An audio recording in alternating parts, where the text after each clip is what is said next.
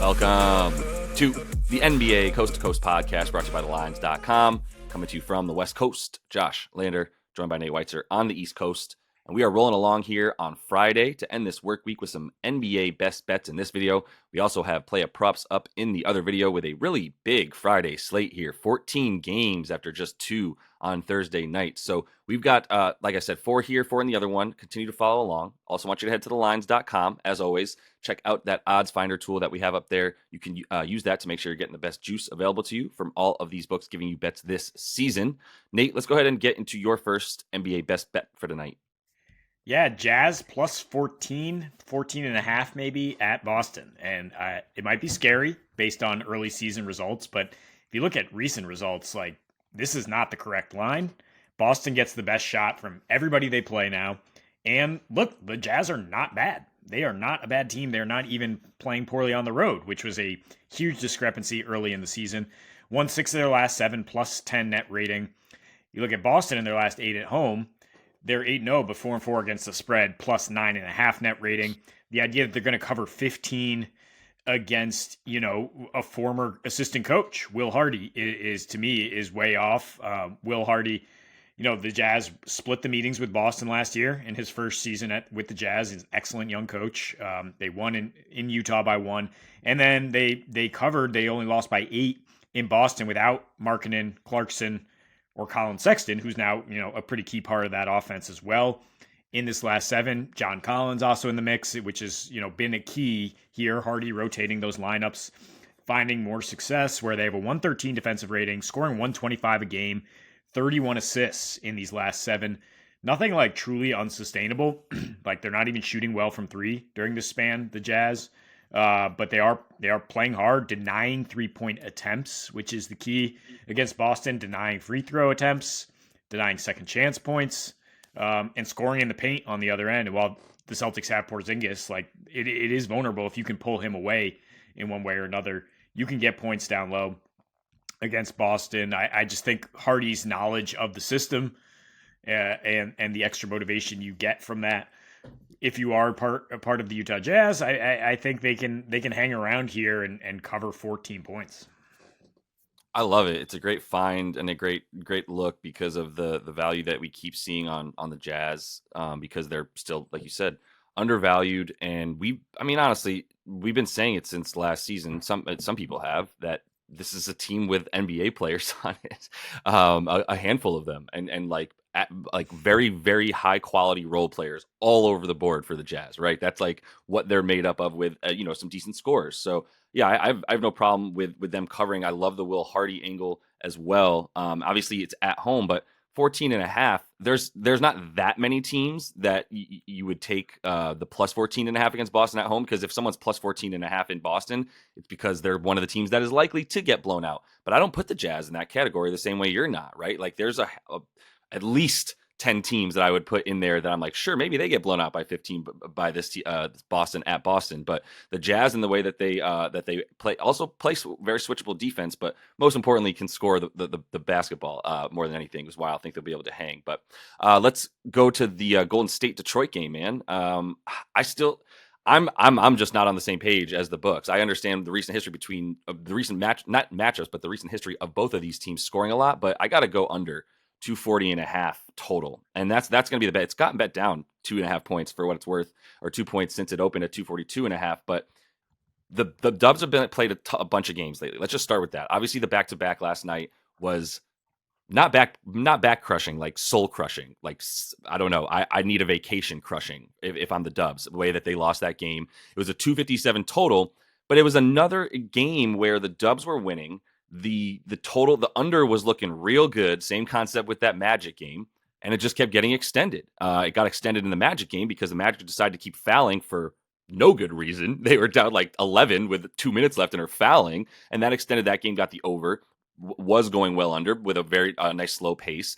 Last night's game, Dubs played pretty good defense, and they sped it up a lot in that one with limited sort of bench minutes from limited minutes from key bench guys at times because of how much they were playing starters, except for Jonathan Kuminga, which really screwed them. But more importantly, like that was another game that just kept going over because points just kept getting scored after it was over. It was 18 points in the fourth quarter that Denver came back from, and the Dubs just gave up. Honestly, not necessarily on defense, but on offense. That was where they gave up. Is they just stopped pushing the pace. Tonight, after like so many games in the last 4 nights and 5 nights, I would imagine that for this Dubs team, like they go back to the sort of, I guess, a little bit more choppy, honestly, than what we've seen from them when they play guys like Kuminga and Pajemski against this Detroit team. Like, there's no reason to like try to outscore them. I do think they're going to be tired. You look at the way they've scored on back-to-backs this season, only 109 points per game.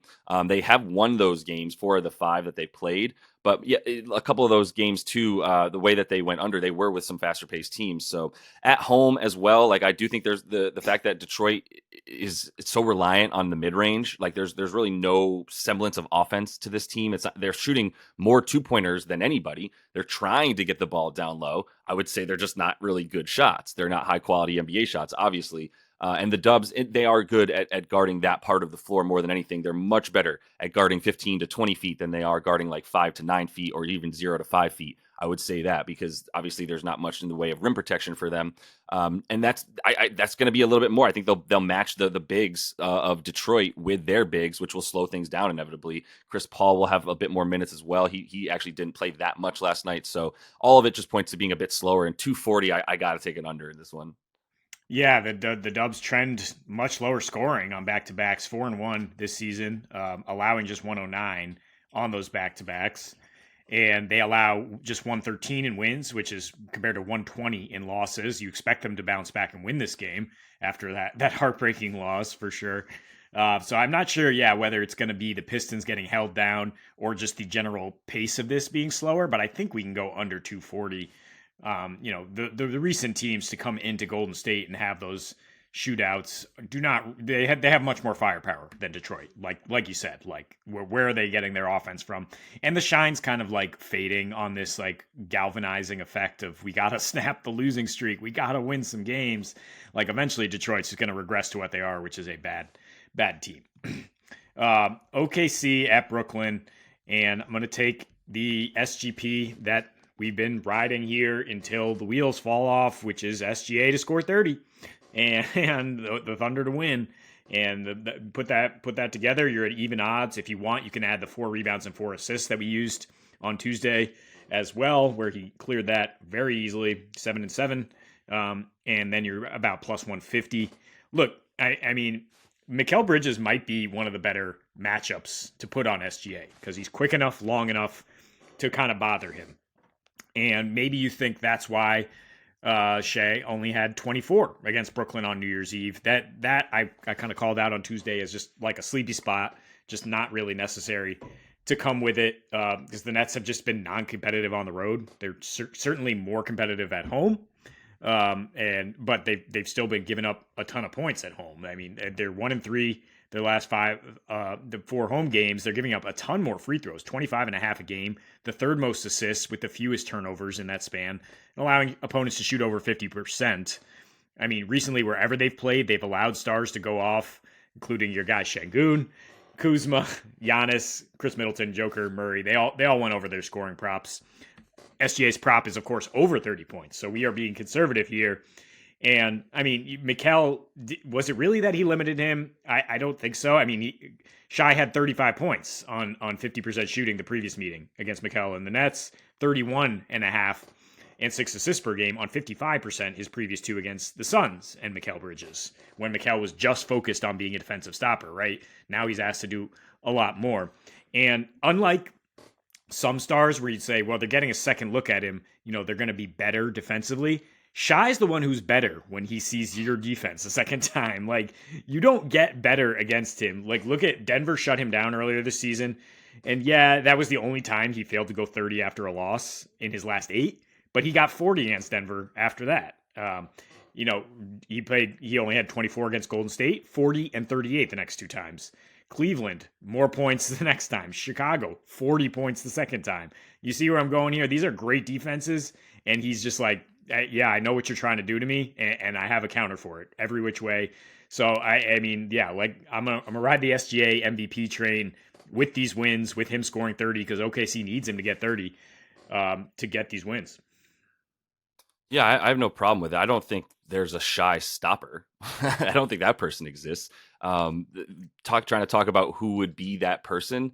I don't know. I don't even think Mikal Bridges is tall enough or long enough to bother Shy when he does it, when he steps back, especially. So no problem with it. I'm on the same page here. I'm actually just going to go right in my bet because I am taking a nice little negative correlation with the money line for OKC as well. And Bridges to get over 20 and a half points. It's a 21 and a half point prop if you don't take a same game parlay. But when you go into the same game parlay, specifically on DraftKings, you do get a nice bit of juice, and you get one fewer points as well on his prop in that SGP. So this is it's a similar conversation. It's just he's going to be playing because he's guarding SGA, right? And that's been the case since he's been on Phoenix, actually, which is that since he's been in the last 4 games that he played this team, 2 of them on Phoenix, 2 of them on Brooklyn, he's still averaging really solid. He basically has the same per 36 is what it is, right? Like, so he was getting 30, 31 minutes a game against the Thunder when he was on the Suns. And in those games, he's had 21 points. He's had 18 points as well in those, and shot the ball. More importantly, in those 2 games, he shot the ball 17 times as a Phoenix Sun with Devin Booker on the floor, right? As well as Chris Paul in one of those games. So like his usage is there against this team. They do give up more points to shooting guards than anywhere else does OKC.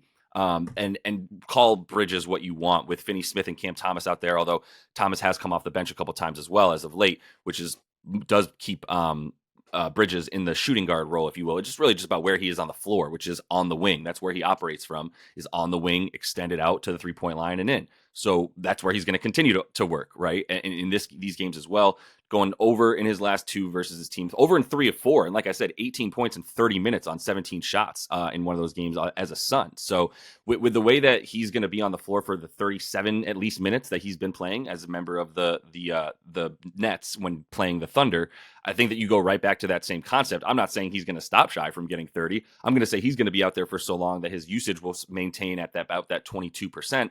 And that's good enough for him to get the 23 shots that he's gotten as a member of the Nets against the Thunder. You got to take over 20 points on 23 shots with this dude. Yeah, it's not really about the matchup as much for me as are the Nets going to be competitive. Like Bridges has been so lackluster lately because they've lost 10 straight against the not Pistons, right? They've just been they've been terrible during this stretch. And he's been terrible. He's been pulled early in a couple games and just not had the usage. But when he gets 20, 23 shots for him to not score 20 on that would be absurd. OKC's in a tired spot too, right? 3rd game in 4 nights, back-to-back home, Boston, at Atlanta, close game, high-scoring game. So I don't think their defense will be, at firing on all cylinders necessarily. I think the Nets will be able to hang in this game, and we'll be able to get our star props here. Yeah, it's a bit of a fade moment in time for the Thunder. I am a little bit scared because I don't like even 5.5 points against this team, the Brooklyn team at home, with how much they've been playing lately. And I'm kind of like, if you don't like the 5 points, why are you taking a money line bet? So, I mean, I still like Bridges, but I love the fact that when you get this negative correlation, you get even more. So, any way you want to play, I do think there's a bit of like the Thunder have played more games at home, I believe, than anybody in the league. So they've got a lot of roadies coming up, and it's going to be a bit of a tough stretch for them. And we'll keep an eye on like when's a fadeable time for one of our favorite teams in the league and our MVP, as well as the NBA MVP in SGA. So although Jokic's game winner last night is starting to make a case, that is all the time we have for you guys in this one. Continue to follow along. Check out the Play of Props video that we have up for you as we do each and every weekday.